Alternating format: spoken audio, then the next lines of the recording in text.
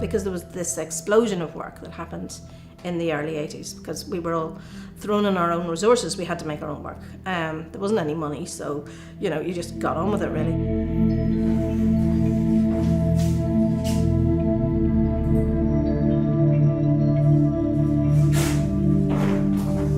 Was in 1985, and it was Declan Hughes' production of The Caucasian Chalk Circle by Bertolt Brecht, and I designed the set for it. And on the opening night, I realised that there was a little bit of set that was exposed that hadn't been painted. So I had no paintbrush, and I ran around and dipped my hand into a paint pot and smeared it on, and that was that. And then I realised that Garrett Fitzgerald, who was then Taoiseach, was coming in to meet the company, and I had a handful of paint. So I couldn't shake his hand, but he was quite understanding about that. That's my memory. It was a wonderful show as well.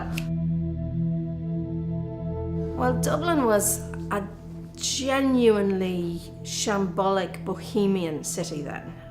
This is well before the Celtic Tiger. It was anything but boring. I suppose I'd come from Belfast in the 70s, so I was looking for something just that had life to it, and that was really what Dublin was for me. But it was, because maybe it was all existing a little bit under the radar of the establishment, it was hiving, and we really enjoyed ourselves.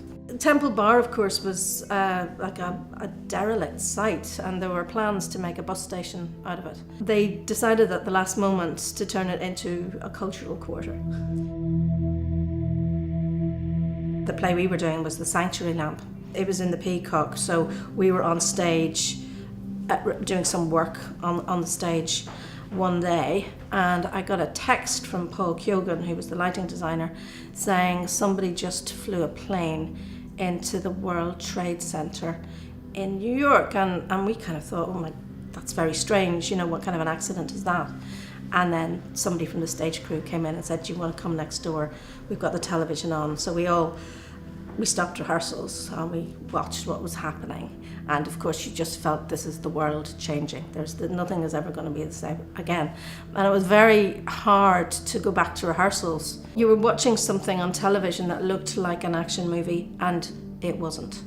And that's where you just felt the whole rules about fiction and what we imagine as drama had changed, that there was a grotesque drama that had been directed and designed and performed in front of us, and that was terrifying. The festival is an enormous advantage because people come, you almost guaranteed houses, international presenters come. To the city, it's hugely important because you get that sense of occasion, you get the sense that important international artists are coming, and that the festival itself has a status with world festivals. I have seen some hugely inspirational work, from the Schauben or the Deutsches Theater or whatever, and you really remember those shows. Frankly, when you're in the middle of it and when you're trying to get your own show on, one of the frustrations is that you don't get to see enough.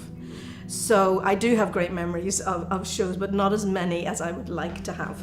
I'm Lynne Parker. I'm the Artistic Director of Rough Magic Theatre Company and the Director of Melt by Shane McInverd, which is appearing at this year's Dublin Theatre Festival.